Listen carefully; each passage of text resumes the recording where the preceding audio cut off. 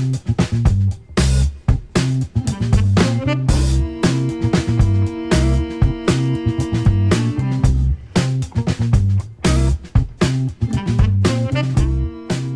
and welcome to Inside the Admissions Office, your one-stop shop for expert advice on the smart way to get in. My name is Ellen, and each episode I'll bring you an interview with a former admissions officer, a graduate of a top college, or an admissions expert. These interviews will take you inside the admissions office and will be full of behind-the-scenes knowledge, first-hand experiences, and application tips that'll help you get into your dream school. If you'd like to chat with one of these experts, you can sign up for a free consultation at the link in the description of this episode.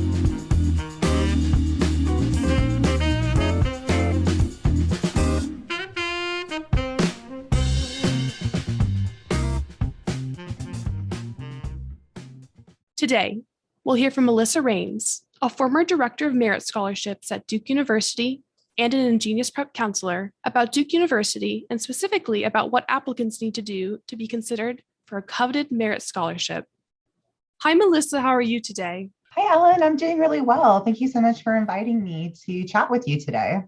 So to start off, could you just tell me a little bit more about yourself and about your background? Yeah, absolutely. So I have a BA in interdisciplinary studies and gifted education. So in my first iteration of life, I was a K-12 school teacher, specifically working with gifted students. And when I went back to pursue my master's degree, I entered into the higher education administration field. I had actually been working with some scholarship programs here in North Carolina, where I'm based, with an education focus. And I just really loved working with college students. So I pursued a higher education degree. And through that, I came over to Duke University, and I've done a lot of different things at Duke. I developed gifted programming for their summer pre-college. I did some advising, I did some teaching, but a lot of my time was spent as the director of the Merit Scholarships Office. And so that was where I spent the bulk of my time for the last 3 to 5 years, doing kind of working in different capacities to help select our merit scholars each year. I'd love to establish some sort of just basic facts about admissions at Duke. So what kind of students would you say Duke is looking for? You know, what attributes might students kind of explore if they're looking to showcase school fit in their application?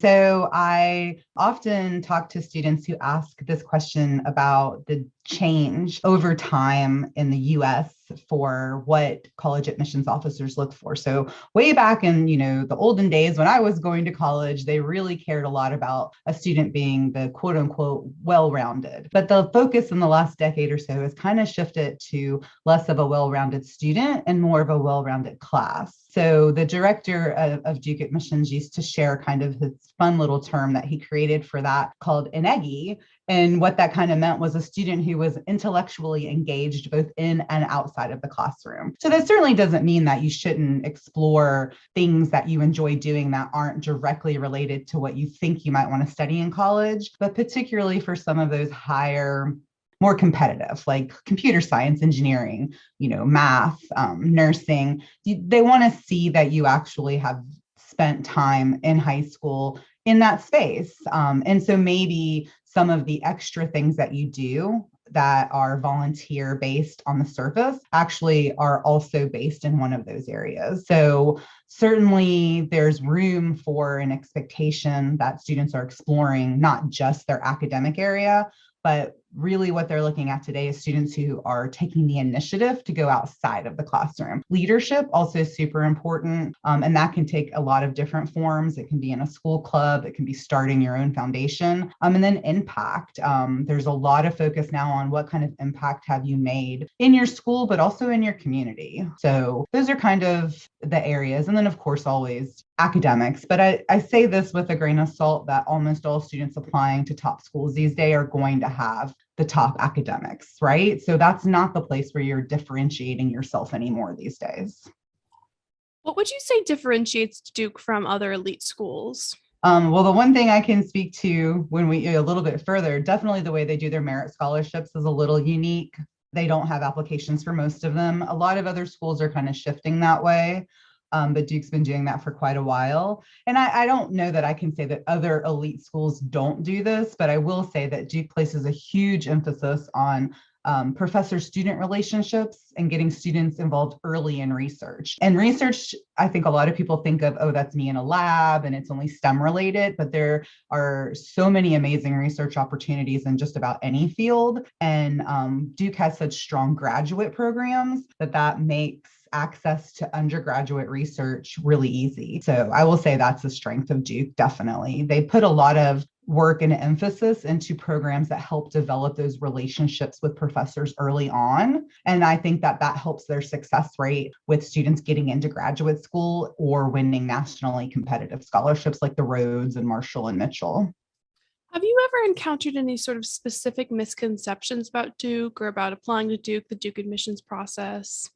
One thing that is not necessarily specific to Duke, but to quite a lot of elite schools in the US is diversity, that there's a misconception that, schools are still like Duke is just filled with wealthy white students. And while certainly there's a lot of work to still be done in that area, I will say that Duke does a really good job of, providing financial aid. They're need blind, as are many top schools now. Unfortunately, not for international students, but they have established some really amazing scholarships that international students, are eligible for. So I think that students sometimes have a misconception that they won't find a community for themselves at Duke. And I would say there are a lot of different communities and groups and organizations supporting lots of diversity, and they continue to do better and better with that.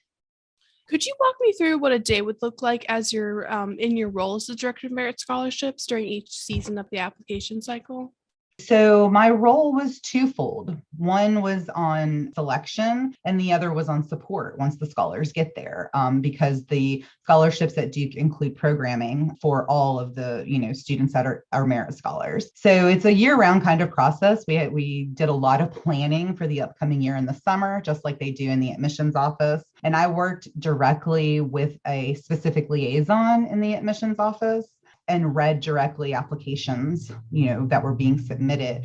Each scholarship also has a faculty director. So kind of the way that the process breaks down is I establish protocols with the faculty director, just like an admissions office has goals for what they are trying to bring into their cohort for that year. So do merit scholarships. So based on the criteria, based on, what we determine is missing in the cohort that we'd like to see more of. Maybe we wanted to see more females in engineering, or we needed more people from a certain part of the country or certain, international countries. So we would establish those kind of priorities. And then we just work directly with admissions. I would present to the admissions staff to talk about those priorities and what was really important. And then I read in the same system that the application that the, AOs and the readers are in.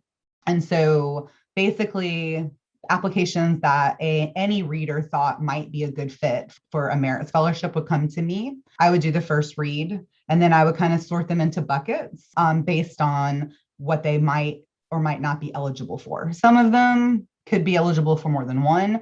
Some would come through and I would read and think, oh, well, this doesn't really meet any of the criteria. And those would go back to admissions.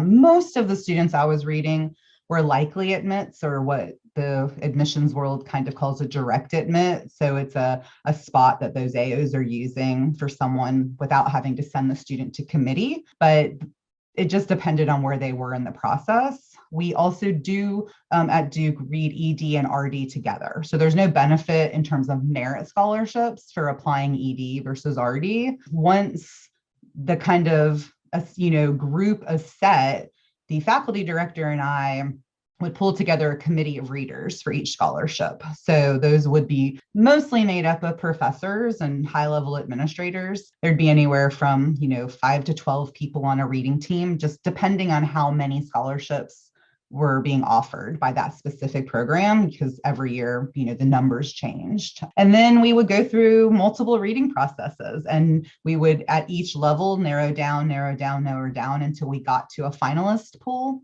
And those students would be invited to, at that point, submit some additional information and come for an interview. Now, pre-COVID, we used to do that in person. It was kind of like a big fun, on-campus weekend visit. But for the past few years, it's all been, done remotely.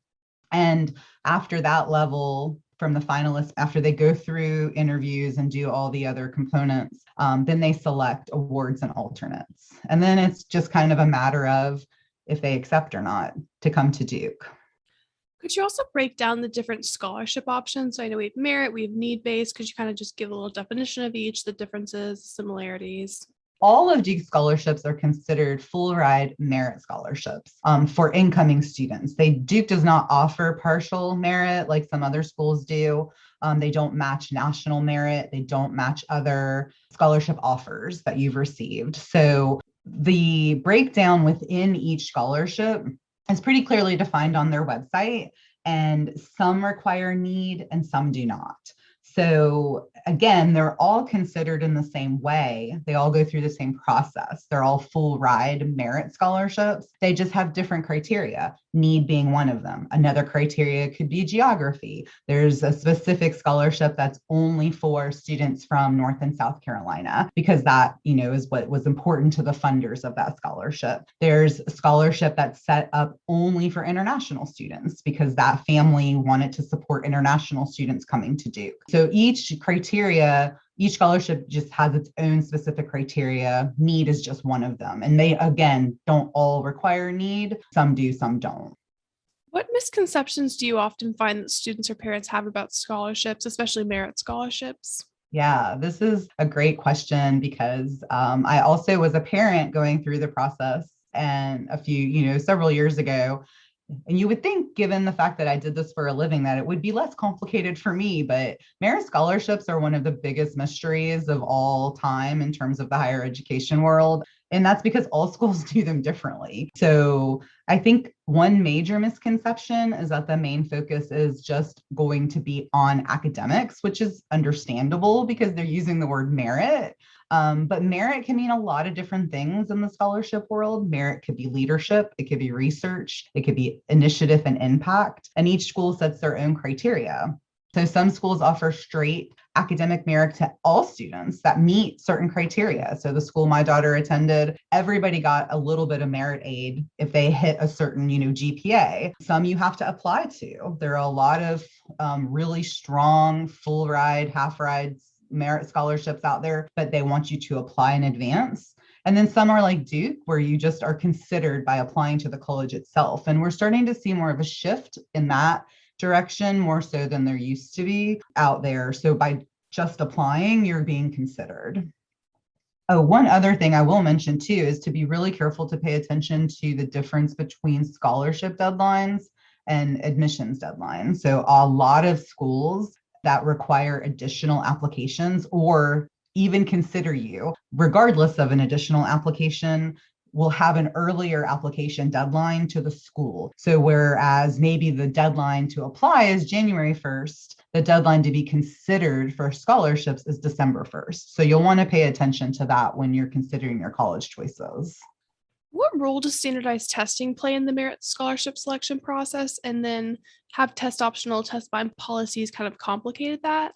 I will say for Duke, particularly for some of their scholarships, it used to play a pretty big role. I think that's true in the admissions office as well at elite schools. It's been an interesting past few years, and that's changing. I think that when people have been reading applications for a number of years and they're used to taking into consideration a test score, human nature makes that complicated. But I will say that the admissions office at Duke, as well as our scholarships office, put a lot of work into rewriting policies and doing trainings and making sure that it was very clear that these scores, if they were not submitted, should not have an impact on the consideration. And so I feel like we did a pretty good job with that. I think we'll continue to see that to change. It will, I think, depend on what ends up happening when COVID is less of a factor. Will schools remain test optional? Will schools drop tests altogether? I think until they have data for how these classes are doing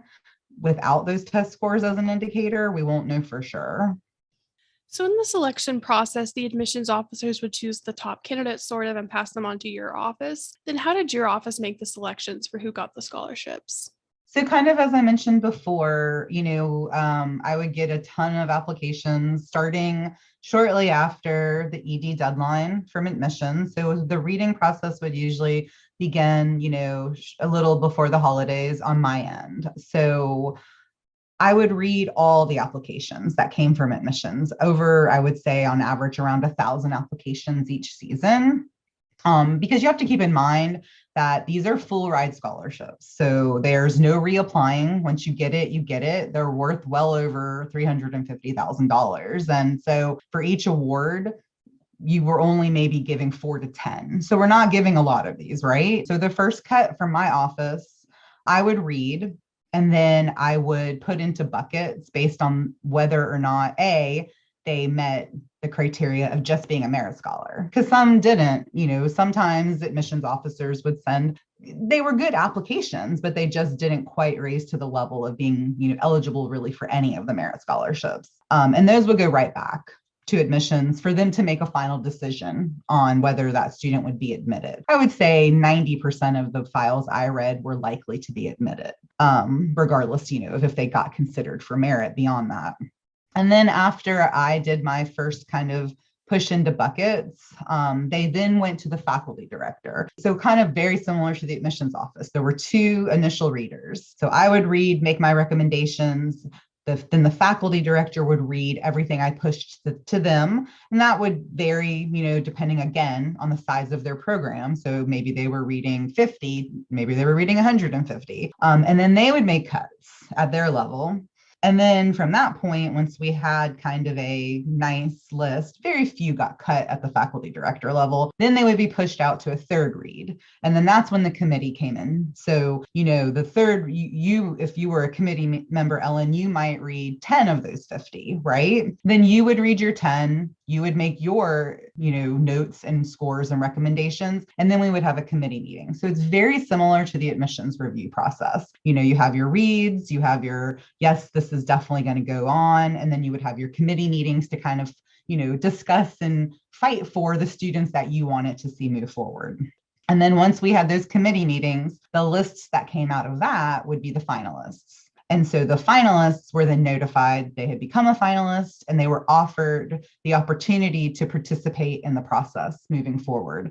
Surprisingly, not all of them took us up on the offer. Maybe they had made a different choice at that point to go to a different school, or something else had happened. But finalists were given additional tasks to complete at that point. So kind of like a mini, they'd write a few essays, answer a few questions, and then those would be reviewed by the committee. And then an interview all of them would have an interview with a committee of 2 to 4 people, just depending on, scheduling and things like that.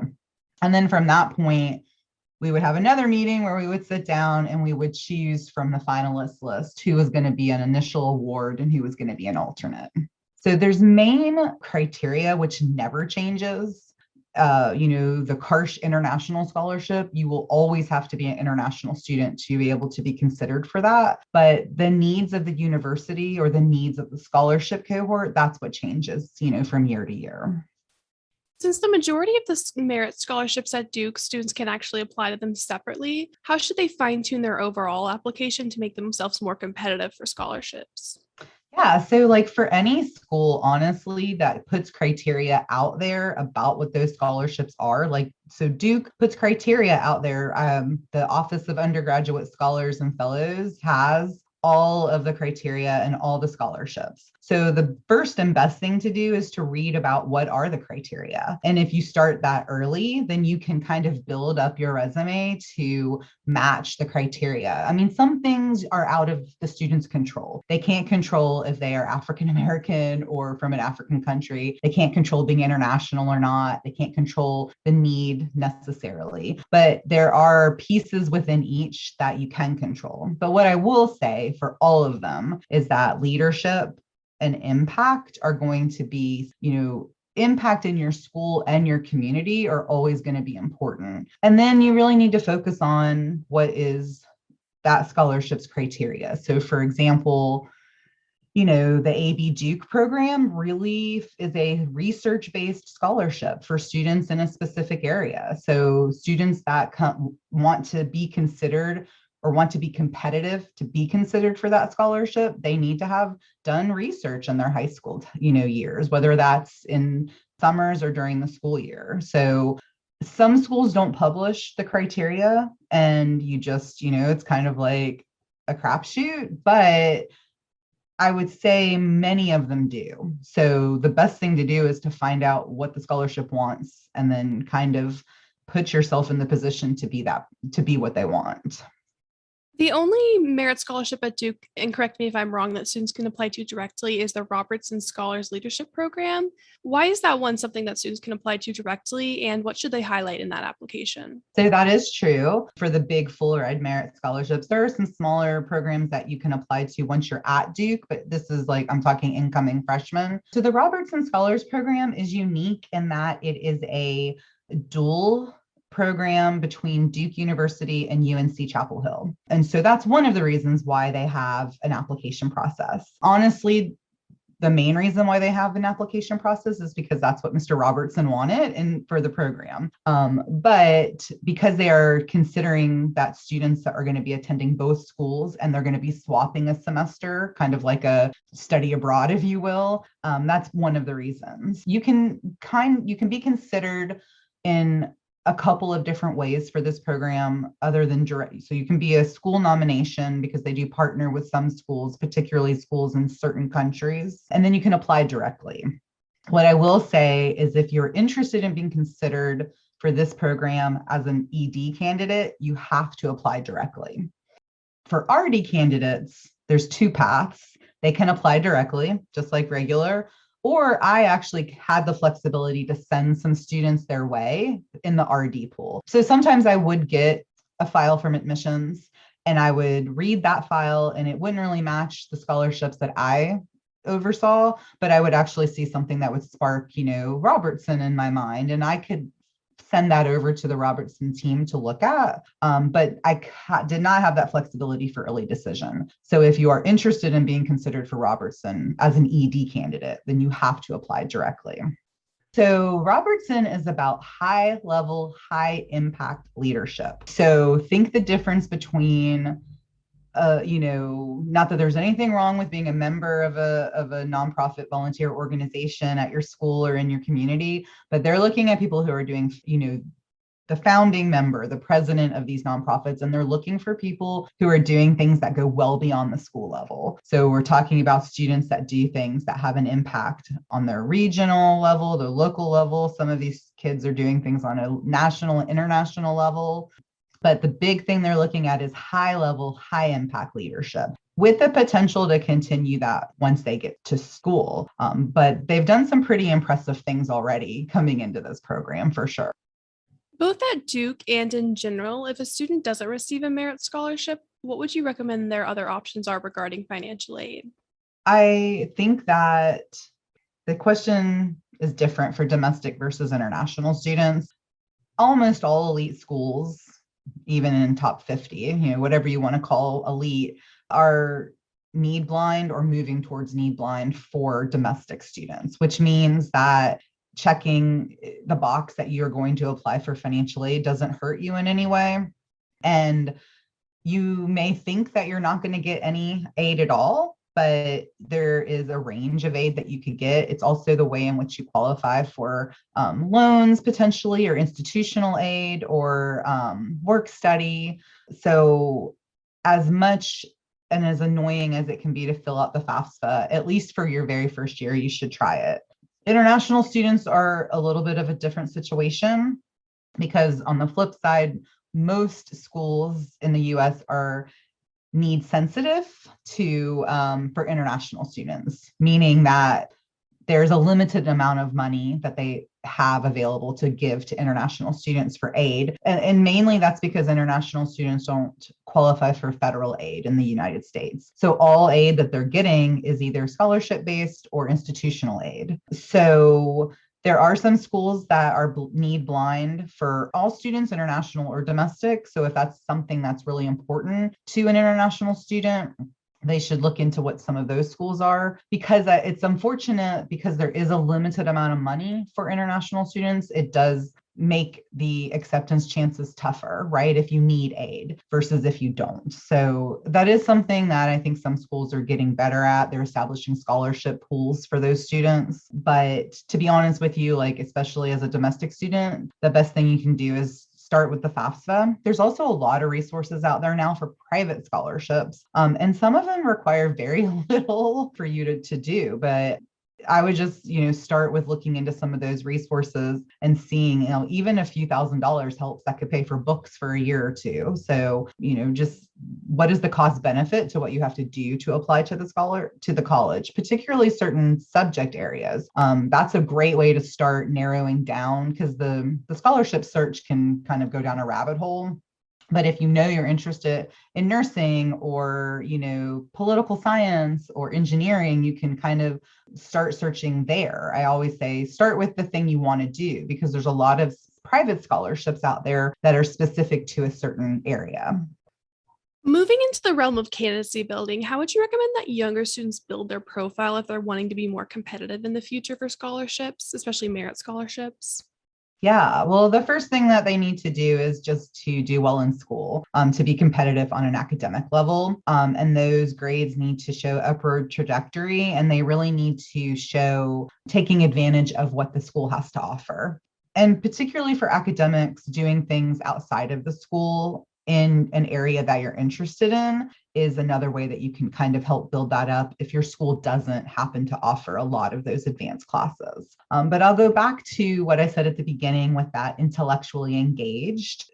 So the leadership, the impact, the connection to the thing that you're interested outside of the classroom as well.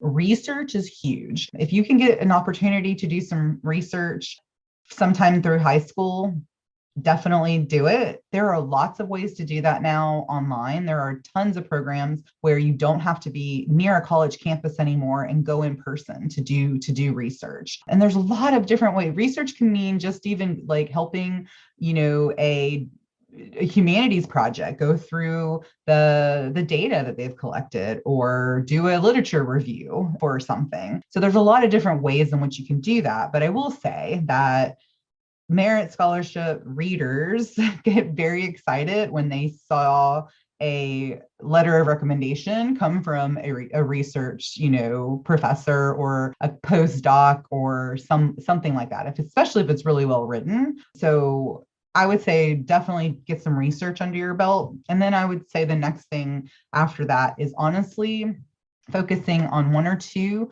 things in your school or in your community that you care a lot about, and doing a lot of stuff for those one or two things rather than kind of scattering yourself around. If sports is your thing, become a leader on your sports team. If music is your thing, do music, but then maybe look into ways that you can give back through volunteering. Can you teach like at your music studio? Can you volunteer teach at your dance studio?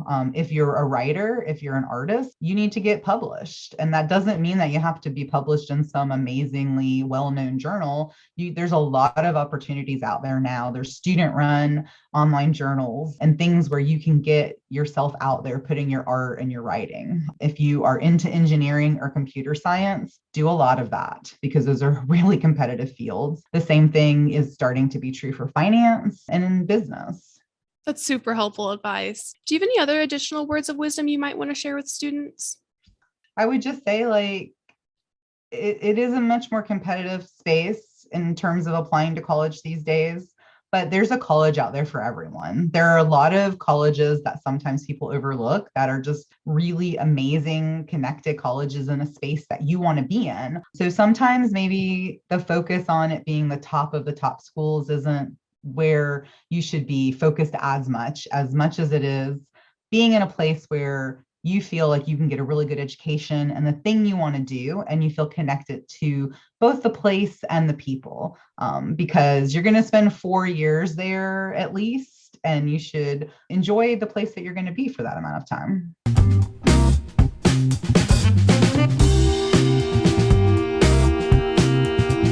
Thank you so much for joining us today, Melissa. I'm sure our listeners appreciate your insight into the merit scholarship selection process at Duke and in general. For more information, check out our blog linked in the episode description. If you have any questions or would like to request a topic for a future episode, go ahead and give us a follow and send us a message on social media with the hashtag InsideAdmissions. That's all for now. Thank you for listening, and I hope you'll join me next time as we continue our journey inside the admissions office.